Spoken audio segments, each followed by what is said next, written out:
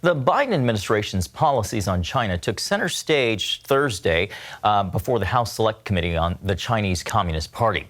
While a bipartisan effort led to this special committee, the two parties have different takes on the administration's handling of growing threats from China. CBN White House correspondent Abigail Robertson has the story. Chairman Mike Gallagher opened Thursday's hearing by pointing out to administration officials in attendance that while one committee goal is oversight, members also hope to provide help by working together to tackle China's threats on national security. That we are all on the same side. We are the good guys, and we must win this competition. Representative Gallagher applauded the administration's initial stance toward China, while adding he feels something has shifted recently.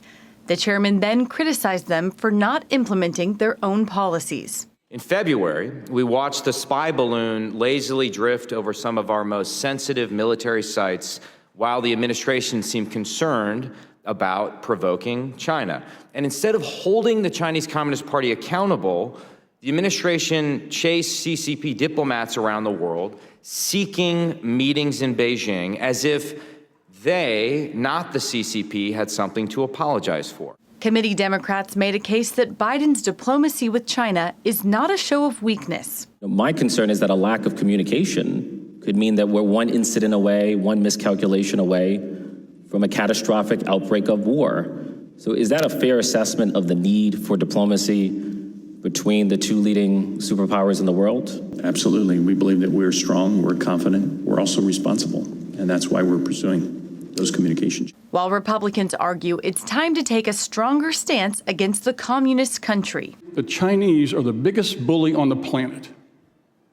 They determine the rules of the playground. They determine the relationships on the playground. And as long as you're willing to play footsie around the edges, we're never going to be able to corral them. The two sides agree on decreasing reliance on Chinese imports and fighting the growing threat of cyber hacking, with one congressman sharing a story of how a staff member was recently a victim. Jack was proud to join this committee, so he went to update his LinkedIn profile, and this is what he found. This is not Jack.